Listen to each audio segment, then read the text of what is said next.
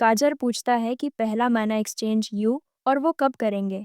Even कहता है कि इस बारे में दोनों को मिलकर बात करनी चाहिए और फिर डिसीजन लेना चाहिए, क्योंकि ये तभी सही होगा जब दोनों की सहमति हो।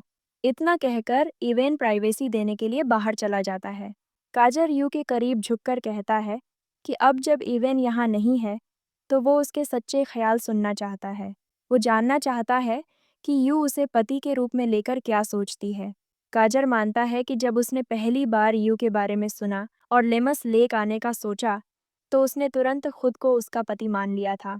लेकिन अब उसे लगता है कि उसने यू की भावनाओं पर ध्यान नहीं दिया और सिर्फ उसके रूप स्वभाव पर फोकस किया। वो पूछता है, क्या तुम सोचती हो कि मैं तुम्हारे लिए अच्छा पति साबित हो सकता हूँ?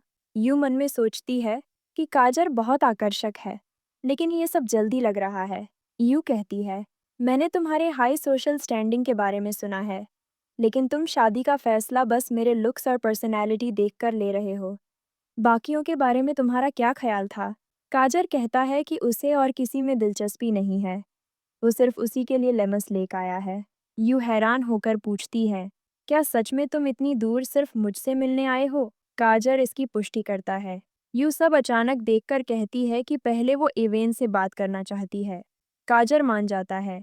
मीटिंग के बाद सेक्रेटरी अचानक यू को बाहर जाने का इशारा करता है, जिससे वो परेशान और उलझन में पड़ जाती है। वो महल में रास्ता भटक जाती है। तभी पीछे से एवेन आता है और उसे गले लगा लेता है।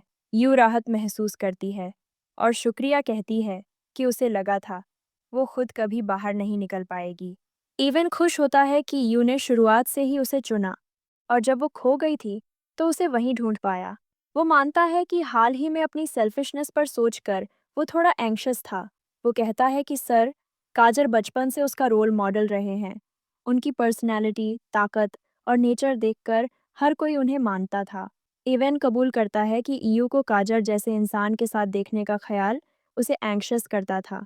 उसे डर था कि कहीं ईयू उसकी तुलना काजर से न करने लगे। ईयू उसे भरोसा दिलाती है कि ऐसा नहीं होगा, लेकिन इवेन ने नोटिस किया कि मीटिंग में उसकी नज़र बार बार काजर की तरफ जा रही थी। बग्घी में सफ़र करते हुए इवेन कहता है कि शायद एस्पिस अभी ईयू का ख्याल रखने के लिए छोटा है। वो बताता है कि आज जिस आदमी से मिले वही एक है जिस पर वो भरोसा कर सकता है। यू कहती है, मीटिंग अच्छी रही। वो इंसान बहुत फॉर्मल और रिस्पेक्टफुल था। एवेन समझाता है कि काजर उसके लिए बचपन से इंस्पिरेशन रहे हैं। वो यू का हाथ पकड़कर कहता है, एलियन ट्रेडिशंस के अनुसार पति को पत्नी का सहारा बनना चाहिए। वो मानता है कि काजर उसे उससे ज़्यादा वेल्थ और इन्फ्लुएंस दे सकते हैं। वो कहता है कि चाहे कुछ भी हो, वो हमेशा उसके साथ रहेगा। वो नहीं चाहता कि यू दबाव में फैसला ले। तुम्हें बस अपने दिल की सुननी चाहिए और घर पर जो भी उसे खुश रखे वो करो। लियो और वर्टा यू को तैयार करने में मदद करते हैं। आज वो दिन है जब उसे काजर के साथ मना एक्सचेंज करना है। जब वो उससे मिलती है तो साफ कहती है कि सिर्फ इसलिए कि वो मना एक्सचेंज कर रहे हैं। इसका मतलब ये नहीं कि वो शादी के लिए मान रही है। वो यहाँ उसे परखने आई है। जैसे ही वो उसे छूना शुरू करती है वो रोक देता है और कहता है, रुको। वो कहता है कि ये पूरा मना एक्सचेंज वाला मामला उसके लिए बिल्कुल नया है, खासकर किसी औरत के साथ। उसने पहले कभी ऐसा नहीं किया, तो ये सब उसके लिए नया है। इसीलिए उसे पक्का नहीं पता कि ये कैसे होगा। वो पहले ही माफ़ी मांगता है अगर चीज़ें थोड़ी अजीब या गड़बड़ हो जाए। वो चाहता है कि उसे पता हो कि वो पूरी कोशिश करेगा, पर शायद बीच में गलती भी हो सकती है। यू अपने गहने उतार देती है और उसे किस करना शुरू करती है और दोनों मना एक्सचेंज शुरू करते हैं। एक्सचेंज के दौरान वो उससे कहता है कि उसे कार्ल बुलाए।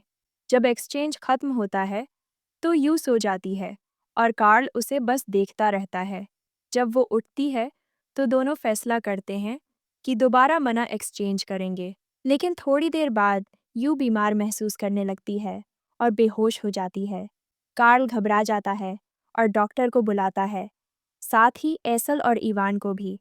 डॉक्टर यू की जांच करता है और सोचता है कि उसके बीमार होने की वजह है रॉयल ब्लड का ताकतवर मना। जब बहुत सारा मना एकदम से आता है तो ज़्यादातर लोगों में वो बाहर ओवरफ्लो होकर निकल जाता है। पर यू के साथ अजीब है, उसका शरीर वो ओवरफ्लो नहीं करता। कार्ल पूछता है, क्या वो बस और मना अंदर लेती जा रही है? डॉक्टर कहता है, हाँ, बिल्कुल यही हो रहा है। वो हैरान होता है कि सिर्फ 1 साल से मना का तजुर्बा करने के बावजूद उसके शरीर में इतनी बड़ी मात्रा है। यूँ अंदर ही अंदर सोचती है कि कार्ल का मना बाकियों से कितना साफ और प्योर है।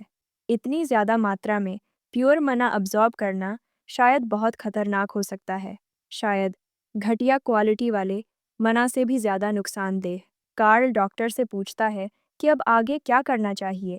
डॉक्टर अफसोस से मानता है कि ये केस अनप्रेसिडेंटेड है और उसे भी नहीं पता कि उसका शरीर इतना मना झेल पाएगा या नहीं। कोई यू के सिर को छूता है। वो धीरे से सोचती है, ये कौन है? इवान, एसल या कार्ल? कुछ दिन बाद कार्ल का सेक्रेटरी शादी के कागजात लेकर आता है। कार्ल उसकी हालत पूछता है। सेक्रेटरी कहता है कि यू अब भी सो रही है। अंदर ही अंदर कार्ल सोचता है कि 3 दिन हो गए और वो अब तक बेहोश है। वो उसकी लंबी नींद और अनजान जागने से डरता है। उधर लोग बात कर रहे हैं कि यूं अभी नई है। उसे यहाँ बुलाए 1 साल से भी कम हुआ है। उसे असरिया फैमिली की संभावित दुल्हन के रूप में देखा जा रहा है, जो बड़ी बात है। लोग औरतों को बस कुछ शब्दों से परिभाषित कर देते हैं, लेकिन यूं अलग है। उसके पास उसका नाम है, उसकी पहचान है। कार्ल सोचता है कि वो लोअर क्लास से आई है और एलियन में भी उसे ज़्यादा समय नहीं हुआ, पर फिर भी वो उसकी पॉलिटिकल सोच से मेल खाती है। शुरू में तो कार्ल को ये सब बस नौकरी का हिस्सा लगा था। फिर उसे इवान याद आता है, वो रिस्पेक्टफुल लड़का जो उसे आदर्श मानता था। अब कार्ल समझता है कि क्यों उसने इवान को यू से मिलवाने में झिझक दिखाई। असल में कार्ल खुद यू के शरीर की ओर खींच रहा है।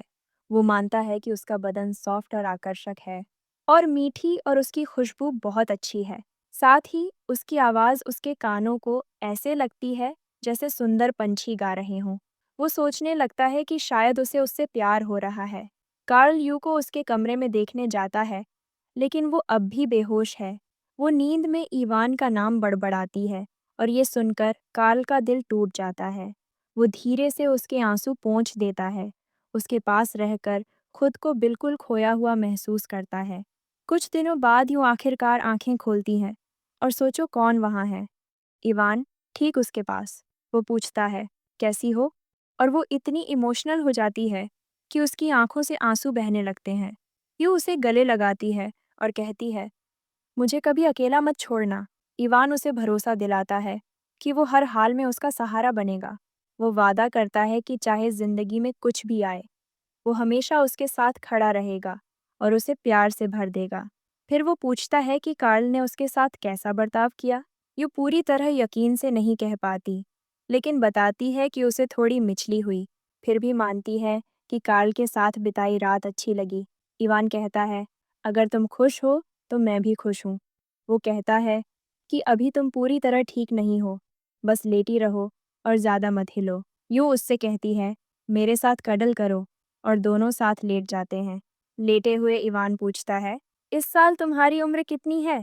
यूँ कहती है कि 30। फिर यूँ उससे पूछती है और इवान कहता है, मैं 30 का हूँ।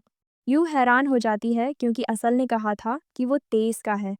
तभी इवान सच बताता है, कार्ल असल में 109 साल का है। यूँ दंग रह जाती है और कहती है, लेकिन वो तो इतना बूढ़ा नहीं लगता। इवान समझाता है कि ये सब कार्ल के रॉयल ब्लड की वजह से है, इसलिए उसका टाइम आम लोगों जैसा नहीं है। यूँ मजाक में पूछती है, तो क्या मुझे उसे दादाजी कार्ल बुलाना चाहिए? इवान कहता है, नहीं। फिर बताता है कि इसी वजह से वो चाहता था कि कार्ल उसकी देखभाल करे। कार्ल उसे शोहरत और पैसा सब दे सकता है, लेकिन सबसे ज़्यादा ये कि वो हमेशा उसके साथ रहेगा। यूँ थोड़ी देर चुप रहती है और फिर कहती है, ठीक है, मैं कार्ल से शादी करूँगी। इवान थोड़ा चौंकता है, लेकिन सपोर्ट करता है और कहता है, ये सही फैसला है। लेकिन सबको चौंकाते हुए यूँ कहती है कि वो इवान से भी शादी करना चाहती है। इवान हैरान रह जाता है। यूँ कहती है कि जब तक इवान डिप्लॉयमेंट से वापस नहीं आ जाता, शादी रुकी रहेगी। दोनों गले लगते हैं और लगभग किस करने वाले होते हैं कि तभी कार्ल कमरे में आ जाता है। यूँ उसे बुलाती है, आओ, मैं तुम दोनों के साथ कडल करना चाहती हूँ। कार्ल मान जाता है और तीनों बिस्तर पर साथ लेट जाते हैं। उसे अपनी गर्माहट में लपेट लेते हैं। डिवर्टा में यू अपने दोस्तों को ये खुशखबरी सुनाती है कि वो शादी करने वाली है। सब दंग रह जाते हैं और पूछते हैं, क्या तुम दो अलग अलग लड़कों की बात कर रही हो? क्योंकि उन्हें हमेशा लगता था कि ये शांत लड़की है। फेलिशिया चुपचाप खड़ी होकर उसे देखती रहती है। उसके दोस्त कहते हैं, और बताओ, सब बताओ। यूँ अपने दोस्तों से पूछती है कि क्या वो थोड़े दिन डिवर्टा हॉस्टल में रह सकती है। सब उसकी रिक्वेस्ट सुनकर हैरान हो जाते हैं, क्योंकि उन्हें बिल्कुल उम्मीद नहीं थी। बाद में जब यू घर लौटती है, तो देखती है कि इवान पहले से ही वहाँ आराम से किताब पढ़ रहा है। जिज्ञासा से यू पूछती है, क्या पढ़ रहे हो? इवान मुस्कुराकर बताता है कि ये किताब एक पक्षी अलाबास्त्रो के बारे में है। वो बताता है कि उसके पंखों में बेहद दुर्लभ नीला पदार्थ होता है और छोटे छोटे पंखों से खूबसूरत एक्सेसरीज बनाई जाती हैं। फिर पूछता है, क्या तुम्हें चाहिए? यू कहती है, हम। ये पक्षी तो थोड़ा डरावना लगता है। तब इवान उसे एक और जानवर डूसा के बारे में बताने लगता है। यूँ सोचती है कि अचानक वो ये सब क्यों दिखा रहा है, जबकि उसने ऐसे जानवर कभी बाजार में नहीं देखे। यूँ उसे रोककर पूछती है, ये सब क्यों बता रहे हो? इवान समझाता है कि जब वो डिप्लॉयमेंट पर जाएगा तो महीनों तक दूर रहेगा, इसलिए चाहता है कि उसके पास कुछ कूल चीज़ें रहें, ताकि वो अकेली न लगे। वो कहता है कि जब वो मॉन्स्टर्स को ख़त्म करके लौटेगा तो ट्रॉफीज लाकर गिफ्ट देगा। कुछ दिन बाद यूं असल से मिलती है शादी की खबर देने। असल चौंकता है और पूछता है, कौन है दूल्हा? यूं बताती है, उसका नाम काजेर है। ये सुनते ही असल रिलैक्स हो जाता है और कहता है, ओह, अगर काजेर है तो कोई दिक्कत नहीं। बाद में जब वो लोग एक उड़ते हुए क्रिटर से निपटते हैं, तो यू कैजुअली पूछती है कि क्या वो काजेर को अच्छे से जानता है। असल कंधे उचकाकर कहता है कि उसने काजेर के बारे में कुछ कहानियां लेमस लेक से सुनी थीं, लेकिन तब वो सिर्फ 7 साल का था। वो मानता है कि तब वो छोटा था, इसीलिए सच में सपोर्ट नहीं कर पाया। अब जब इवान डिप्लॉयमेंट पर जाने वाला होता है, यू की मुलाकात कार्ल यानी काजिर से होती है। कार्ल कहता है, क्या तुम मेरे साथ कैरियन चलना चाहोगी? यू मना कर देती है और कहती है कि उसे लेमले में रहना ज़्यादा आरामदायक लगता है। कार्ल सम्मान से कहता है कि वो उसकी कंपनी चाहता है। यू पूछती है, क्या तुम अपनी पत्नी की इच्छा के खिलाफ जा रहे हो? कार्ल बताता है कि अभी उनकी लीगल शादी नहीं हुई है। थोड़ी बहस के बाद कार्ल मान जाता है और कहता है कि वो उसके फैसले का सम्मान करेगा, लेकिन कहता है कि उन्हें फिर भी चलना चाहिए, क्योंकि उसके घर पर उनका काम इंतजार कर रहा है। कार्ल के घर पर सेक्रेटरी प्राउडली बताता है कि उसने बेहतरीन एक्सपर्ट्स बुलाए हैं, ताकि यू के लिए शानदार एंगेजमेंट रिंग बनाई जा सके। एक एक्सपर्ट कहता है कि स्टोन एक दुर्लभ ब्लू डायमंड है जो हाल ही में ईसन खान से निकला है। दूसरा एक्सपर्ट कहता है कि रूबी उनके गिल्ड की शान है। कार्ल यू से पूछता है कि क्या उसे इनमें से कुछ पसंद आया। यू कहती है, सब अच्छे हैं, लेकिन वो फैसला नहीं कर पा रही। एक्सपर्ट्स पूछते हैं, उसकी कोई प्रेफरेंस है क्या? यू कहती है कि उसे पिंक डायमंड्स पसंद हैं। सब खुश होकर पिंक डायमंड्स वाली चीज़ें दिखाने लगते हैं। कार्ल एक ड्रेस देखकर राय पूछता है। यू कहती है कि हाँ पसंद है, तो वो तय कर लेते हैं। टेलर शॉप में यू कुछ ड्रेस ट्राई करती है और कार्ल से पूछती है, कौन सी अच्छी लग रही है? कार्ल कहता है, दोनों ही तुम पर अच्छी लग रही हैं। तभी यू की नज़र एक और ड्रेस पर पड़ती है और यूं उस ड्रेस को ट्राई करने का फैसला करती है।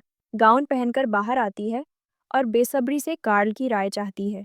उसने सोचा था कि पिंक डायमंड को कॉम्प्लीमेंट करने के लिए पिंक ड्रेस पहनकर थोड़ी रोमांस की टच डाले। वो पूछती है, कैसी लग रही हूँ? कार्ल मुस्कुराकर कहता है, ये रंग शांत रात जैसा है, तुम्हारे बालों पर परफेक्ट लग रहा है। दोनों एक पल के लिए उस खूबसूरती को एंजॉय करते हैं। अगले दिन यू और कार्ल शादी का सर्टिफिकेट साइन करते हैं और आधिकारिक तौर पर पति पत्नी बन जाते हैं। बाहर निकलते ही कार्ल कहता है कि उसे जल्दी जाना होगा, लेकिन ये सिर्फ अस्थायी जुदाई है, वो लौट आएगा। अंदर ही अंदर यू सोचती है, क्या कार्ल ही वजह था जिसके लिए वो एलन आई थी। वो उसे किस करती है और कार्ल खेल खेल में उसे गुलाबों के बिस्तर पर उठा लेता है।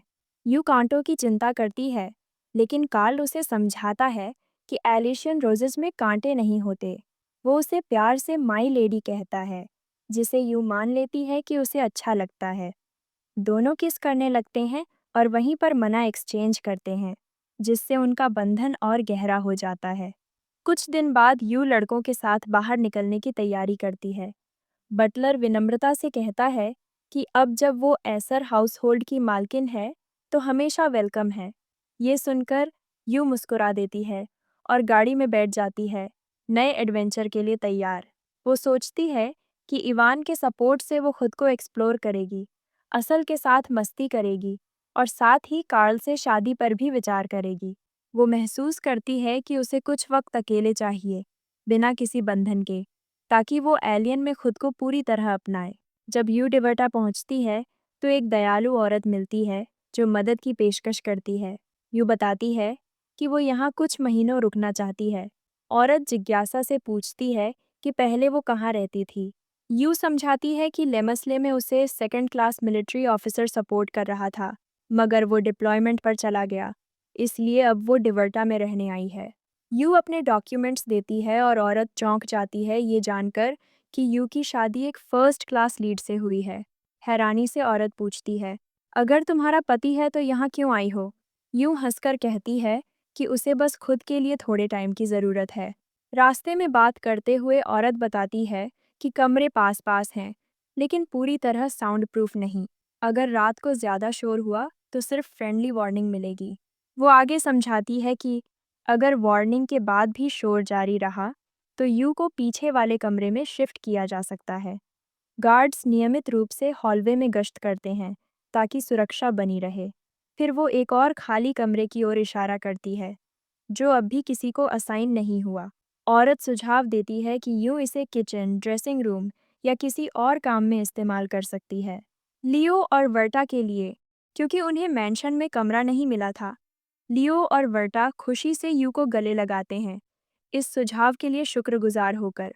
औरत को यू का बर्ताव थोड़ा अजीब लगता है। चलते चलते वो औरत उन्हें और कमरे दिखाती है।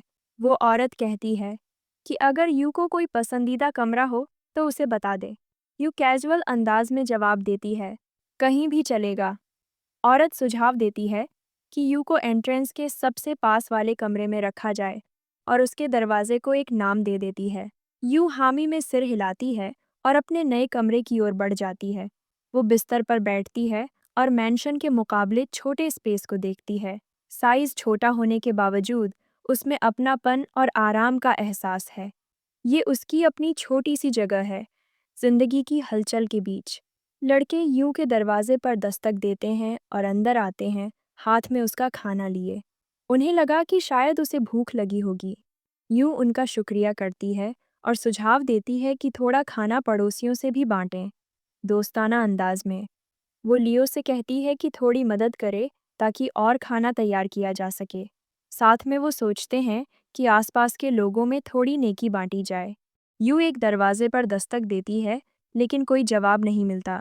वो सोचती है कि बाद में मिल लेगी।